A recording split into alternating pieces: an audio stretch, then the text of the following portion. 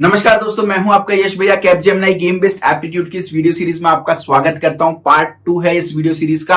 अगर आपने पार्ट 1 नहीं देखा है तो इस वीडियो के एंड होने के बाद आपको आई बटन पर और डिस्क्रिप्शन में लिंक मिलेगी, वहां से देख सकते हैं। पार्ट 2 आपको कंप्लीटली अभी भी समझ में आने वाला है, तो हर एक पार्ट इंडिपेंडेंट है अपने आप में।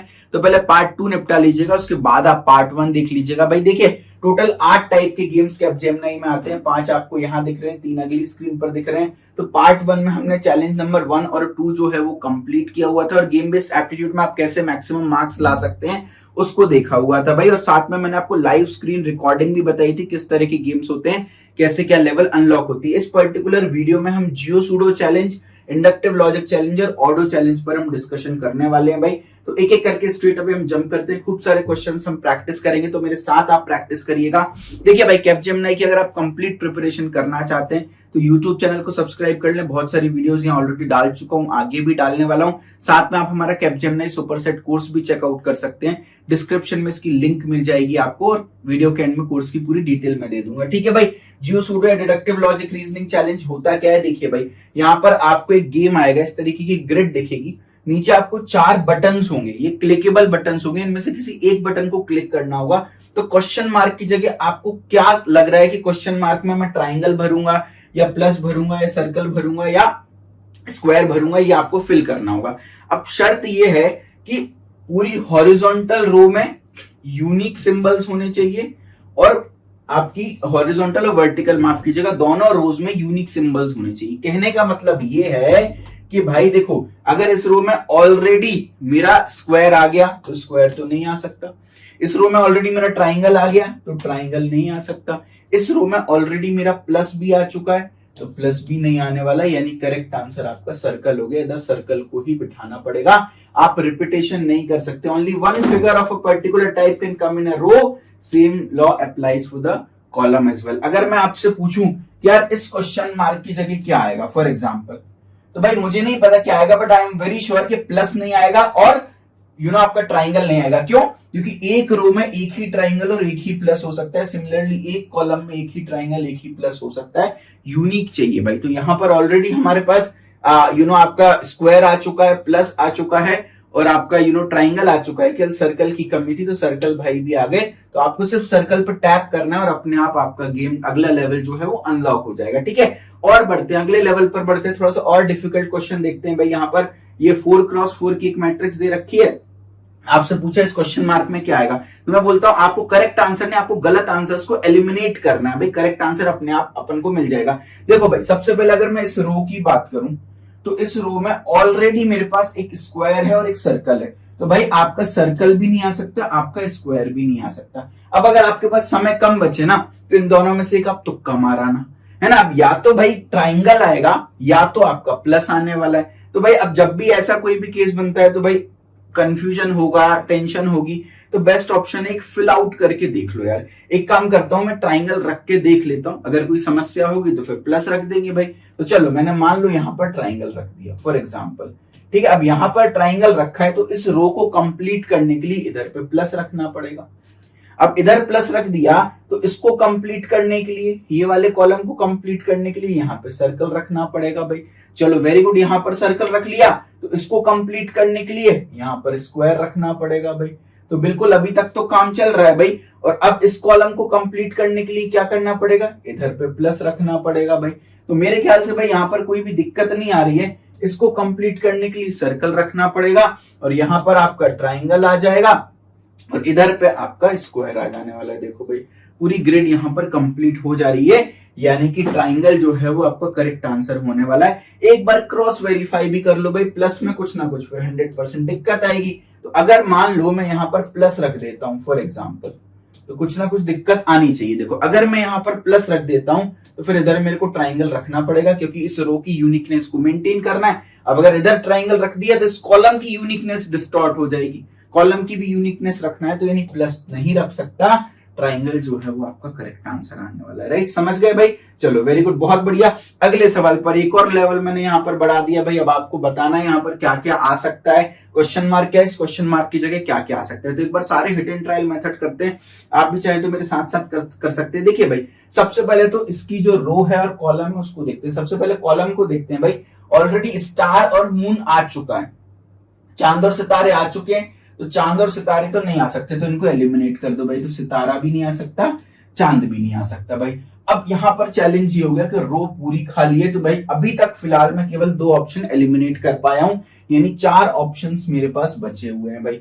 तो अब देखते हैं भाई मैं क्या क्या यहां पर फिल कर सकता हूं भाई। अब एक चीज यहां पर आप नोट करो अगर ध्यान से, तो इधर देखो ये सबसे ज्यादा भरी हुई रो है, तो सबसे पहले हम इसको अटैक करते हैं। तो भाई यहां पर प्लस क्यों अटैक कर रहे हैं, क्योंकि मेरे को ये ब्लॉक में पता चल जाएगा क्या आ रहा है, तो मैं एक और ऑप्शन एलिमिनेट कर पाऊंगा। अब इधर देखते हैं भाई, एक बार ध्यान से मेरे साथ देखो, यहाँ पर सर्कल आ गया, स्टार आ गया, प्लस आ गया, ट्राइंगल आ गया, क्या बचा मेरे पास, मून बचा है एक मेरे पास, दूसरा क्या बचा है मेरे पास, मून बचा है, और बचा है आपका सर्कल, सर्कल और मून बचा है। तो भाई इधर मून नहीं आ सकता क्योंकि भाई मून ऑलरेडी आ चुका है, यानी इधर सर्कल को आना पड़ेगा और इधर आपकी मून को आना पड़ेगा। ध्यान से देखो भाई, मून और सर्कल 2 बचे थे इस रो के लिए, 6 आइटम भरने थे, 2 बचे थे। अब मून रख देता तो यहां पर इस कॉलम को प्रॉब्लम आ जाती, क्योंकि ऑलरेडी मून है, मून आ नहीं सकता, यानी सर्कल ही आना पड़ेगा, क्योंकि ऑलरेडी सर्कल यहां आ चुका है, यानी सर्कल इधर नहीं आ सकता इस क्वेश्चन मार्क की जगह, तो सर्कल जो है वो भी नहीं आ सकता, क्योंकि हमको कॉलम और रो दोनों की यूनिकनेस को मेंटेन करके रखनी है। चलो भाई एक और ऑप्शन एलिमिनेट कर दिया, अभी भी हमारे पास 3 ऑप्शन है भाई, प्लस भी आ सकता है, ट्राइंगल भी आ सकता है, और आपका स्क्वायर भी आ सकता है। तो भाई अब क्या कर सकते हैं, देखिए भाई अगर ध्यान से आप ऑब्जर्व करें, ऊपर वाली रो को देख लेते हैं एक बार। देखिए भाई इधर पे आपका स्टार आ चुका है, इधर पे आपका प्लस आ चुका है, इधर पे आपका सर्कल आ चुका है। अब इधर एक चीज है, इधर आपका सर्कल नहीं आ सकता, इधर आपका स्टार नहीं आ सकता, और इधर आपका मून नहीं आ सकता। मून को मैंने सी से बना दिया एक तरीके से, ये 3 चीजें नहीं आ सकती, क्योंकि ये 3 चीजें ऑलरेडी यहां पर मैं ले चुका हूं भाई। ठीक है, अब साथ में ये तो कॉलम के हिसाब से हो गया, कॉलम के हिसाब से क्या हो गया भैया, सर्कल नहीं आ सकता, मून नहीं आ सकता, स्टार नहीं आ सकता। रो के हिसाब से क्या नहीं आ सकता, रो के हिसाब से आप ध्यान से देखो, प्लस ऑलरेडी आ चुका है, तो प्लस नहीं आ सकता, इधर पे प्लस नहीं आ सकता। तो भाई 2 ही कंपटीशन बचे हैं भाई इधर पे, या तो मैं ट्राइंगल रखूंगा या तो मैं स्क्वायर रखूंगा। अगर आप ध्यान से देखो भाई, या तो मैं ट्राइंगल रखूंगा या तो मैं स्क्वायर रख दूंगा भाई इधर पे। अब इधर देखो भाई, आप ट्राइंगल रख सकते हो इधर पे, या तो आप इधर पे स्क्वायर रख सकते हो, 2 ही चीजें रख सकते हो। तो ट्राइंगल और स्क्वायर 2 आइटम्स यहां पर हो सकते हैं भाई। तो अब इससे मैं क्या कर सकता हूं, देखो भाई अब ध्यान से देखना, इधर मैं स्क्वायर ही रख सकता हूं। पता क्यों, क्योंकि अगर मान लो मैंने यहां पर माफ कीजिएगा, इधर मैं स्क्वायर नहीं, इधर मैं ट्राइंगल रख सकता हूं, क्योंकि अगर मान लो मैंने यहाँ पे स्क्वायर रख दिया, फॉर एग्जाम्पल अगर मैंने यहां पर स्क्वायर रख दिया, अगर आप ध्यान से देखो स्क्वायर रख दिया, तो फिर भाई ट्राइंगल और प्लस के लिए ये 2 यहां पर नहीं रख सकता ना मैं। आप अगर ध्यान से देखो, ना तो मैं यहाँ पे ट्राइंगल रख सकता हूँ, ना मैं यहाँ पे प्लस रख सकता हूँ। आप अगर ध्यान से देखो, एक बार देखो, दोबारा से रिवाइंड करते, दोबारा से मैं रिवाइज कराता हूँ। देखो भाई दोबारा से रिवाइंड कराता हूँ आपको, अब आप अच्छे से रिलेट कर पाओगे। देखो अगर ध्यान से देखो, तो देखो रो मेंटेन करने के लिए, कॉलम मेंटेन करने के लिए स्टार नहीं रख सकता मैं, मून नहीं रख सकता, सर्कल नहीं रख सकता।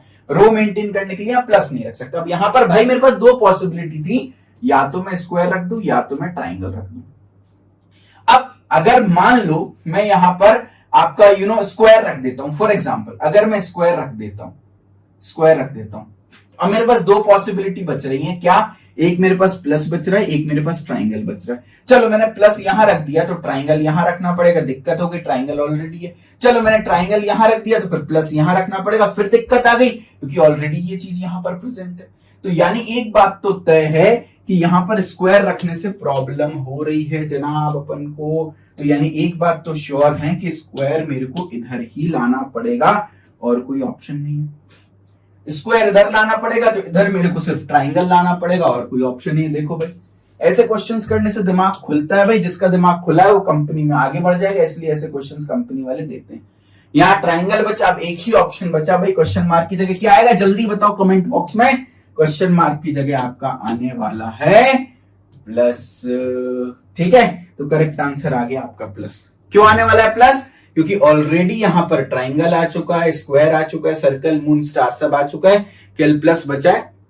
Plus will be the correct answer. भाई तो क्वेश्चन कैसा लगा कमेंट में जरूर बताइएगा। कितने बच्चों ने आंसर सही कर लिया था कमेंट बॉक्स में वो भी बताइएगा। जियो सूडो चैलेंज आपको क्लियर हुआ कि नहीं भाई, अब पता चलेगा। ये आपके लिए विद्यार्थी कर्तव्य होमवर्क क्वेश्चन है, क्वेश्चन मार्क की जगह क्या आएगा आपको ये बताना है। चलो मैं आपकी थोड़ी सी हेल्प कर देता हूं।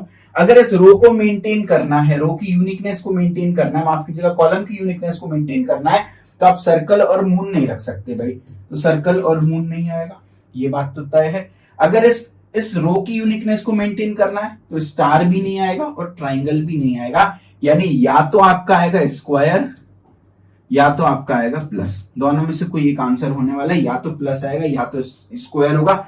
आप टाइम लीजिएगा, अपना स्क्रीनशॉट खींचिएगा और मुझे बताइएगा क्या स्क्वायर आने वाला है या प्लस आने वाला है। तो मेरे ख्याल से अब जियो सूडो चैलेंज में आपको अच्छी खासी क्लैरिटी मिल गई होगी।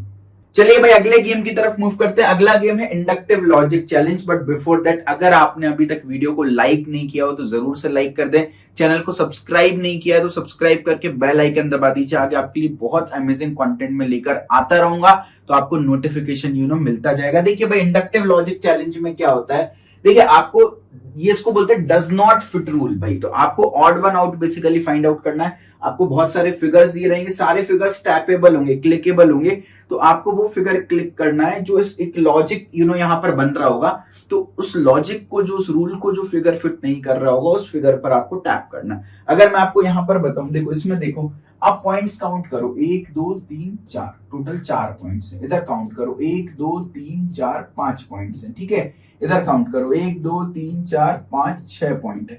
इधर देखो 1 2 3 4 5 6 7 8 पॉइंट है। इधर देखो 1 2 3 4 5 हो गया आपका, ये 6 हो गया, 7 हो गया, 8 हो गया, 9 हो गया, 10 हो गया, 10 पॉइंट हो गए। इधर देखो 1 2 3 4 5 6 7 8 9 10 11 12 पॉइंट हो गए। इधर देखो 1 2 3 4 5 6 7 8 9 10 11 12 13 14 15 16 पॉइंट हो गए। तो भाई रूल क्या बोल रहा है कि आपको पॉइंट्स को काउंट करना है। अगर आप पॉइंट्स को काउंट करोगे तो एक इवन नंबर आना चाहिए। देखो भाई हमेशा इवन नंबर आ रहा है, केवल ये एक एक्सेप्शनल केस है, ये पॉइंट काउंट है ये ऑड दे रहा है, बाकी सब इवन दे रहे हैं। तो बाकी सब एक ही रूल को फॉलो कर रहे हैं इवन वाले, ये उस रूल को फॉलो नहीं कर रहा। This does not fit the rule, तो आपको इस पर टैप करना था, ठीक है भाई। तो आपको देखना है क्या रूल बन सकता है और कौन सा एक ऐसा फिगर होगा जो उस रूल को फॉलो नहीं कर रहा होगा और उस रूल को आपको टैप करना है, ठीक है भाई। आगे बढ़ते हैं, इधर भी देखो 14 फिगर रखे हैं, 14 में से एक फिगर को आपको टैप करना रहेगा भाई। अगर आप यहाँ पे ध्यान से देखो तो भाई यहाँ देखो ऊपर वाली रो में आप देखो, या तो आपको 1 2 3 देखने को मिलेगा भाई छोटे से बड़ा, या 3 2 1 देखने को मिलेगा। देखो 1 2 3 1 2 3 3 2 1 1 2 3 3 2 1 1 2 3 3 2 1 1 2 3।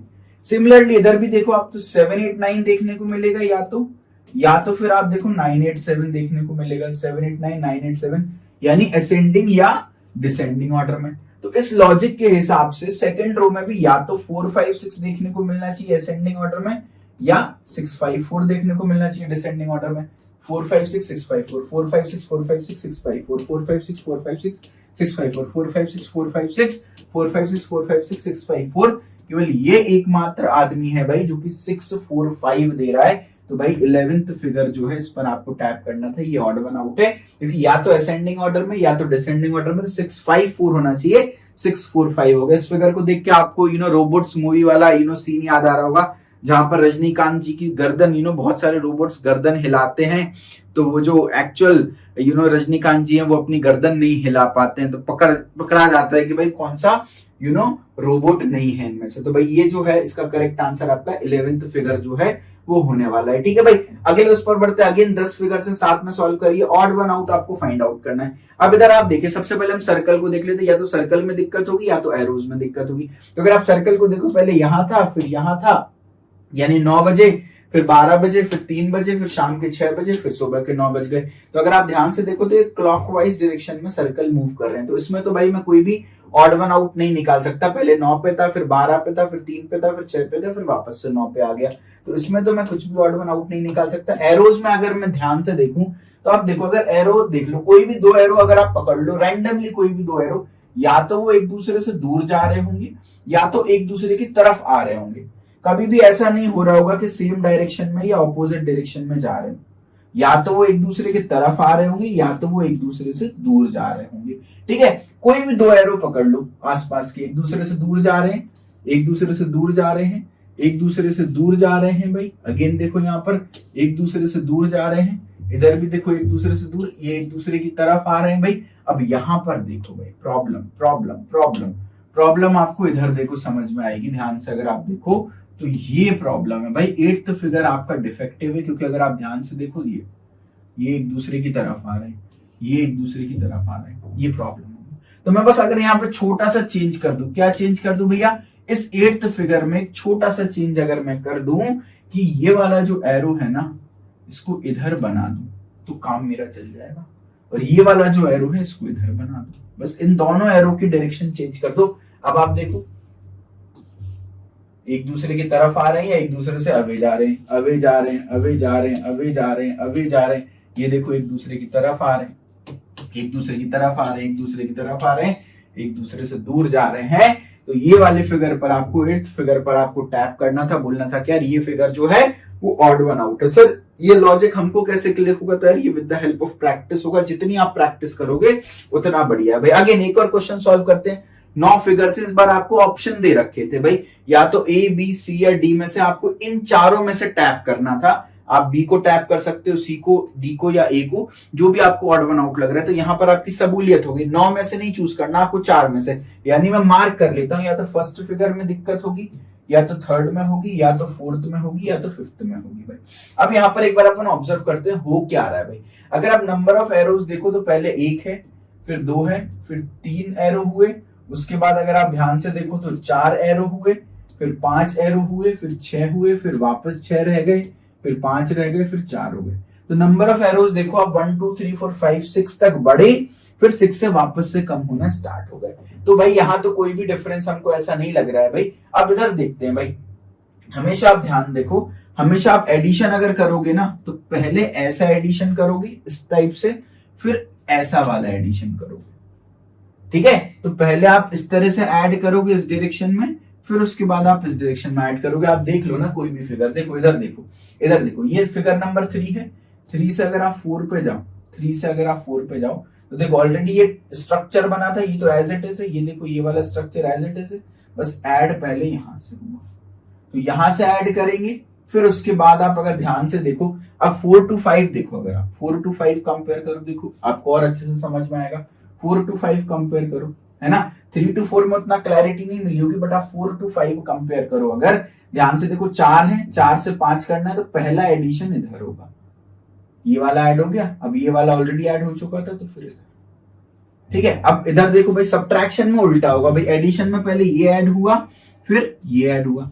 सब्ट्रैक्शन में पहले ये रिमूव होगा, उसके बाद ये रिमूव होगा। अगर आप ध्यान देखो तो ये तो 6 और 7 तो सेम है, 7 से 6 गए तो पहले ये वाला रिमूव हुआ, देखो ये वाला एरो जो है वो रिमूव हो गया, फिर उसके बाद ये वाला एरो रिमूव हो गया। तो लॉजिक क्या बन रहा है, लॉजिक ये बन रहा है कि जब भी आप इवन टू ऑड जा रहे हो, 4 to 5 जा रहे हो, तो ये ऐड करना है। और जब भी आप ऑड टू इवन जा रहे हो तो आपको ये ऐड करना है। ऐसे ही रिमूवल में ऑपोजिट हो जाएगा, देखो भाई 7 से 8 गए हम, तो क्या गए हम, ऑड से इवन गए। अगर हम ऑड से इवन गए, 7 से 8 गए, तो हम ये वाला रिमूव कर देंगे। और अगर हम इवन से ऑड गए तो हम ये वाला रिमूव कर देंगे। ये रिमूवल की बात हो गई, ये एडिशन की बात हो गई। तो अगर आप ध्यान से एक चीज ऑब्जर्व करो, तो 1 से 2 जा रहे हैं, यानी हम ऑड से इवन जा रहे हैं भाई। अगर आप ध्यान देखो तो 1 से हम 2 जा रहे हैं, ऑड से इवन जा रहे हैं, तो ये वाला हम ऐड करेंगे। तो ये ऑलरेडी था, ये हमने ऐड कर दिया। अब 2 से 3 आ रहे हैं, तो लॉजिकली इस फिगर के बाद ये एडिशन होना चाहिए, दिस, है ना। देखो इवन से ऑड जा रहे हैं, 2 से 3 जा रहे हैं, इवन से ऑड जा रहे हैं, तो ये जो है ऐड होना चाहिए, बट आपने इसको ऐड कर दिया। अगर आप 2 और 3 को ध्यान से ऑब्जर्व करो, तो आप गलती पकड़ पाओगे भाई। हमेशा जब भी आप एडिशन कर रहे हो तो पहले ये वाला ऐड करना है ना, पहले ये वाला ऐड करना है, तो उसमें ये ऐड होना चाहिए। बट आप ध्यान से देखो तो ये तो एज इट इज फिगर आ गया, बट इन्होंने ऐड ये करने की जगह इसको कर दिया। तो इवन से ऑड जा रहे हैं, तो ये वाला एडिशन करना है, यानी 3 जो है वो ऑड वन आउट हो गया, बी वाले को आपको टैप करना था, ठीक है। तो अगर इवन ऑड वाला फंडा समझ आ रहा है तो वो समझ लो, या तो आप इसको ऐसे समझ सकते हो कि भाई एडिशन पहले ऐसे होगा, उसके बाद ऐसे होगा। रिमूवल की बात करेंगे तो पहले इसको रिमूव करेंगे, ऐसी वाली लाइन को, फिर ऐसी वाली लाइन को रिमूव करेंगे, ठीक है। अगर कुछ भी डाउट है एक बार दोबारा से वीडियो को रिवाइंड करना और एक बार दोबारा से देखना, तो भाई इंडक्टिव लॉजिक पर भी आपको क्लैरिटी मिल गई होगी। चलिए भाई अगले चैलेंज पर मूव करते हैं। अगला गेम है ऑडो चैलेंज, जिसको सिमिलैरिटी ग्रिड चैलेंज भी बोलते हैं, इसको फिट्स द रूल चैलेंज भी बोलते हैं। तो पिछले चैलेंज से जस्ट ऑपोजिट है भाई, वो था against the rule, does not fit the rule, ये है फिट्स द रूल। देखिए भाई अब यहाँ पर क्या होगा, आपको ना दो फिगर दे रखे हैं, ये ए और बी मान लो ये फिगर, ठीक है, और आपको ये क्वेश्चन फिगर से ये आपके आंसर फिगर से 4 1 2 3 4 है ना। अब आपको ये देखना है कि इन दोनों फिगर में क्या क्या सिमिलैरिटीज आपको दिख रही हैं। जो भी सिमिलैरिटीज आपको दिख रही हैं उनको नोट करना है, और उसी टाइप की सिमिलैरिटी इन चारों में से किसी एक पेयर में यानी किन्हीं दो इमेज में मिलेगी। फॉर एग्जांपल 1 और 4 में मिल सकती है, 2 और 3 में मिल सकती है, 1 और 3 में मिल सकती है, 1 और 2 में मिल सकती है। तो जो भी पैटर्न इनमें डिटेक्ट हो रहे हैं वो डिटेक्ट होंगे इनमें से कोई एक पेयर में यानी दो इमेजेस में। तो आपको दो टैप ऑप्शंस मिलेंगे, पहली और आपको दूसरी इमेज को टैप करना है। जिन दोनों को टैप करोगे अगर वो पेयर बनता है सच में तो आपका आंसर करेक्ट हो जाएगा। देखो with the help of example समझाता हूं ताकि आपको बेटर क्लैरिटी मिले। भाई सबसे पहला भाई ऊपर के तीनों जो सिंबल है वो सेम होने चाहिए, प्लस है। तो भाई आप देखो इधर भी प्लस है, इधर भी प्लस है, इधर भी प्लस है, इधर भी प्लस है। अब मेरे को एक पेयर फाइंड आउट करना है, तो इस रूल की हेल्प से मैं एक पेयर फाइंड आउट नहीं कर पा रहा हूं क्योंकि चारों ही इमेज दरअसल इस रूल को फॉलो कर रही हैं। और कोई से एक और रूल अपन डिटरमाइन कर लेते। अगर आप ध्यान से देखो, ये देखो इस तरीके का आपका एक ट्राइंगल टाइप का बन रहा है, प्लस प्लस प्लस। यहां पर भी देखो इन दोनों में इसलिए बोलते हैं इसको सिमिलैरिटी ग्रिड। इस ग्रिड में ये सिमिलैरिटी है कि इस तरीके का ट्राइंगल बन रहा है प्लस का ठीक है। तो अगर आप देखो इमेज नंबर 1 में भी ये ट्राइंगल बन रहा है प्लस का, ठीक है, ये जो ट्राइंगल जिसकी मैं बात कर रहा हूं इमेज नंबर 1 में भी बन रहा है ये ट्राइंगल प्लस का, और 4 में भी बन रहा है ट्राइंगल प्लस का, 2 में नहीं बन रहा है और 3 में भी नहीं बन रहा है क्योंकि यहाँ पे प्लस नहीं है, इधर यहाँ पे प्लस नहीं है, यानी 1 and 4 are going to make a pair.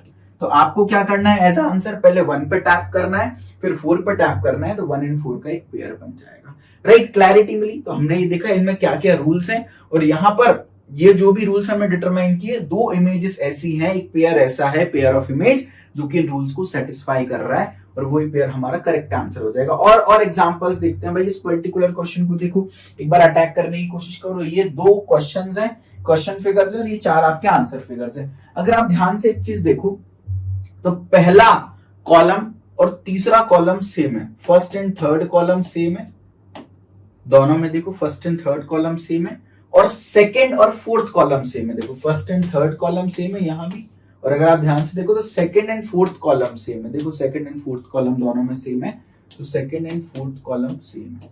चलो देखते हैं भाई कोई आंसर फिगर जो इसको सेटिस्फाई कर रहा हो। एक बार इरेज कर देता हूं ताकि आपको अच्छे से दिखने लग जाए फिगर भाई। तो देखते हैं भाई, फर्स्ट एंड थर्ड कॉलम आपका सेम होना चाहिए। तो इधर देखो फर्स्ट कॉलम तो सेम है, सारे एलिमेंट सेम है, बट थर्ड कॉलम सेम नहीं है, तो ए तो नहीं सेटिस्फाई कर रहा है इस रूल को भाई। सी में भी देखो फर्स्ट कॉलम ही सेम नहीं है, थर्ड सेम है, तो सी भी नहीं फॉलो कर रहा है। बी में देखो फर्स्ट कॉलम सेम है, सारे के सारे ट्राइंगल्स हैं, थर्ड कॉलम सेम है। इसी तरीके से सेकंड और फोर्थ कॉलम, जरूरी नहीं है सेम टू सेम फिगर्स हो, बट जो भी फिगर है वो सेम है। तो फर्स्ट और थर्ड में सेम है, सेकंड और फोर्थ में सेम है। डी में भी देखो फर्स्ट और थर्ड में सेम है, सेकंड और फोर्थ में भी सेम है। तो बी और डी जो है वो एक पेयर बना रहे हैं। आपको पहले बी को सिलेक्ट करना था, फिर डी पे टैप करना था, तो आपका आंसर करेक्ट हो जाना था। ठीक है भाई, अगले क्वेश्चन पर मूव करते हैं। इट्स अ गुड क्वेश्चन भाई। अगेन देखो ये दो ऊपर के क्वेश्चन फिगर्स हैं, A B C D answer figures है। मेरे साथ साथ सॉल्व करिएगा भाई, देखते हैं क्या क्या पैटर्न बन रहा है। अगर आप ध्यान से देखो तो ऊपर के दो सेम है, यानी अगर यहां पर है तो दोनों सर्कल है, यहां पर है तो दोनों स्टार है। तो भाई देख लेते हैं लोग, इधर भी ऊपर के दो सेम है, इधर भी ऊपर के दो सेम है। वॉट एवर द फिगर, इस फर्क नहीं पड़ता। यहाँ पे दोनों स्टार है, यहाँ पे दोनों ट्राइंगल है, यहाँ पे दोनों मून है आपके, यहाँ पे दोनों सर्कल है, यहाँ पे दोनों आपके रोम्बस टाइप के हैं। तो ये ऊपर के दो सेम है। अभी तक हम यूनिक वन पेयर नहीं आइडेंटिफाई कर पा रहे, यूनिक टू इमेजेस आइडेंटिफाई नहीं कर पा रहे इस रूल से। दूसरा अगर आप ध्यान से देखो भाई तो ये एल बन रहा है ना, यानी ये एल में ये तीन और एक ये चौथा सेम है। इधर भी देखो ये तीन और एक ये चौथा सेम है, तो यानी ये भी एक रूल बन गया भाई। तो इधर देखो ये भी एल को फॉलो कर रहा है, ये तीन और चौथा सेम है, ये भी तीन और चौथा सेम है। इधर भी देखो तीन और चौथा सेम है, बट इसका एल नहीं बन पाएगा भाई, क्योंकि ये दो अलग है, ये दो अलग है, यानी सी तो बाहर हो गया। सी इस रूल को सेटिस्फाई नहीं कर पा रहा। अब जंग छिड़ गई है ए बी और डी में। तो अगर आप ध्यान से देखो तीसरा रूल क्या बोलता है कि इस एल के जो फिगर्स हैं, इस एल में जो फिगर हैं और यहां पर जो दो सेम फिगर्स हमने आइडेंटिफाई किए हैं, ये डिफरेंट होने चाहिए रूल के हिसाब से। देखो एल में आपको यहाँ पर स्क्वायर्स थे तो इधर सर्कल थे, इधर देखो एल में अगर आपके पैरेललोग्राम्स थे तो इधर पे स्टार थे, तो ये डिफरेंट होने चाहिए। तो यहाँ पर 2 सेम फिगर होंगे, यहाँ पर 4 सेम फिगर होंगे, बट ये आपस में फिगर कैटेगरी डिफरेंट होगी। अब इधर देखो प्रॉब्लम क्या हो गई, ये एल के जो 4 फिगर्स हैं और इसके जो 2 फिगर्स हैं ये सेम हो गए, तो ए भी रूल से बाहर हो जाएगा। इधर देखो यहाँ प्लस है तो यहाँ ट्राइंगल है, डिफरेंट फिगर्स हैं। इधर देखो इधर आपका पाई चार्ट टाइप का है तो इधर रोम्बस आपका बना हुआ है, तो आंसर हो जाएगा B and D are following the rule. Clarity मिल रही है, तो हर लेवल के क्वेश्चन सॉल्व कर रहे हैं। आगे भाई आगे देखते हैं, एक और क्वेश्चन सॉल्व करते हैं। अब यहाँ पर आपको एक बहुत अच्छी चीज सीखने को मिलेगी भाई। देखिए अगेन पहला ये वाला कॉलम सेम है, तो बट यार आप देखो ये वाला कॉलम सेम है, तो इसके हिसाब से अगर आप देखो तो इमेज नंबर 3, 4 इन दोनों में ये सेम है, तो अब आप झट से टिक मार्क करके आ जाओगे 3 एंड 4। बट प्रॉब्लम है हमेशा आप फर्स्ट गो में आंसर देखो, यहां पर तो नहीं हो रहे ना सेम, है ना, यहां पर तो नहीं हो रहे, तो भाई ये दोनों तो अभी फॉलो नहीं कर रहे। लेकिन केवल एक ही रूल नहीं बन सकता, बहुत सारे रूल बन सकते हैं। अगर आप ध्यान से देखो नीचे वाला कॉलम देखो, चलो मैं इरेज कर देता हूं ताकि आपको अच्छे से क्लियर हो जाए। नीचे वाला कॉलम देखो बेटा, यहाँ पर नीचे वाला जो रो है, माफ कीजिएगा, रो देखो, तीनों फिगर डिफरेंट है, और पहले वाला आपका स्क्वायर है, फिर सर्कल है और फिर ट्राइंगल है। इधर भी देखो भाई तीनों फिगर डिफरेंट है, स्क्वायर है, सर्कल है और ट्राइंगल है। यानी कि जो सबसे नीचे वाली रो होगी उसमें तीनों फिगर डिफरेंट, पहला स्क्वायर फिर सर्कल फिर ट्राइंगल, पहला स्क्वायर फिर सर्कल फिर ट्राइंगल, पहला स्क्वायर फिर सर्कल फिर ट्राइंगल। जबकि यहाँ पर ये फॉलो नहीं हो रहा है। देखो नीचे वाली 2 रो सेम होनी चाहिए दोनों की, जबकि डिफरेंट है। इसमें देखो यहाँ सर्कल है और यहाँ प्लस है, तो यानी अगर इस लॉजिक के हिसाब से देखें तो 1 और 2 भी पेयर बनना चाहिए। अब भैया क्या करें, आप बताओ क्या करें। अब यहां पर हो गया क्लैश, इसको क्या बोलते हैं, हो गया क्लैश। 3, 4 भी आंसर हो सकता है, 1, 2 भी आंसर हो सकता है। तो ध्यान रखना इन केस ऑफ क्लैश आपको देखना है किस पेयर में ज्यादा सिमिलैरिटीज है। तो एक आध और कोई सिमिलैरिटी इन दोनों में आप देखो और फिर उसके बेसिस पर आप जज करो। तो अगर आप देखो तो यार और कोई सिमिलैरिटी हमको नहीं मिल रही है जिसके बेसिस पर हम जज कर सके, तो इन दैट केस कैपजेमिनी ने जिसने 1 और 2 मार्क किया था उसका भी आंसर सही माना था, जिसने 3 एंड 4 मार्क किया था उसका भी आंसर सही माना था। तो अगर कोई क्लैश हो रहा है कि भाई 3 और 4 एक रूल के हिसाब से आंसर बन रहे हैं, 1 और 2 एक रूल के हिसाब से आंसर बन रहे हैं, तो और सिमिलैरिटीज देखो किस पेयर में ज्यादा सिमिलैरिटीज पाई जा रही हैं as per the given question figure. अगर इन केस ऐसा होता है कि सेम नंबर ऑफ सिमिलैरिटीज हैं तो दोनों ही वैलिड आंसर्स आपके माने जाएंगे। तो ये कुछ एक्सेप्शनल केसेस थे जो जनरली यूट्यूब पर लोग कवर नहीं करते, तो वो भी मैंने आपके लिए कवर करा दिए हैं। तो भाई हमने digit challenge, motion challenge part 1 में देख लिया, डिस्क्रिप्शन में लिंक मिलेगी देख लेना, और जियो सूडो, इंडक्टिव लॉजिक और ऑडो चैलेंज इस वीडियो में देख लिए। भाई अगले 3 चैलेंजेस को हम आगे आने वाले पार्ट्स में कवर करेंगे, तो मेक श्योर चैनल को सब्सक्राइब करके बेल आइकन दबा दे ताकि आपको नोटिफिकेशन मिल जाए, और जल्दी से डिस्क्रिप्शन में जाकर के कैपजेमिनी सुपरसेट कोर्स को परचेज कर लीजिए। अलग से आपको टेलीग्राम ग्रुप मिलेगा जहां पर आप मुझसे कोई भी बातचीत कर सकते हो। Pseudo code, English preparation, game based aptitude preparation, behavioural competency profiling, ये सारी चीजें आपको मिलने वाली है। आप चेंज वैलिडिटी पर क्लिक करके इसको आप 90 डेज प्लान भी ले सकते हैं 599 में। इंडिया का सबसे अफोर्डेबल कोर्स में हम यहाँ पर प्रोवाइड कर रहे हैं, तो आप ये भी एक वैलिडिटी ऑप्शन चूज कर सकते हो। और अगर आपका प्लान ऐसा है कि भैया कैपजेमिनी ने आगे मुझे और कंपनीज को भी टारगेट करना है, तो मेरा रिकमेंडेशन है कि आप मेरा प्लेसमेंट होगा कोर्स चेक करो। कैपजेमिनी का कोर्स इसके अंदर ऑलरेडी इंक्लूडेड है। इसमें आपको complete aptitude, logical reasoning, verbal ability, coding में सी, C++, जावा, पाइथन, कंप्यूटर साइंस में data structure, algorithm, operating system, DBMS, computer network, software engineering, resume interview preparation में आपका 1-on-1 मॉक इंटरव्यू भी लूंगा, एंड 10 कंपनी स्पेसिफिक कोर्सेज आपको मिल रहे हैं। टीसीएस का course Wipro, Capgemini, Infosys, Cognizant, AMCAT, Accenture, InfyTQ, Hexaware, LTI, सारी चीजें आपको यहाँ पर मिल रही हैं। तो मेक श्योर आप इस कोर्स को भी चेकआउट कर सकते हो, डिस्क्रिप्शन में लिंक है। मल्टीपल वैलिडिटी ऑप्शंस आपको यहाँ पर मिल रहे हैं। 31,000 से ज्यादा बच्चे इस कोर्स को ले चुके हैं। डिस्क्रिप्शन में एक रिव्यू लिंक भी डाली हुई है, तो स्टूडेंट्स के एक बार आप फीडबैक देख लीजिएगा। अगर कोर्स पसंद आता है तो आप इसको परचेज कर सकते हो। स्क्रीन पर नंबर फ्लैश हो रहे होंगे, इन नंबर्स पर भी कांटेक्ट करके आप कोर्स की डिटेल जान सकते हो। यूट्यूब पर भी फ्री कंटेंट आता रहेगा, तो सब्सक्राइब कर दे, वीडियो को लाइक कर दे, और अगर पसंद आए हो ये तीनों गेम्स तो मेक श्योर एक कमेंट में एक अच्छा सा कमेंट छोड़ दीजिएगा। चलिए, wish you all the best.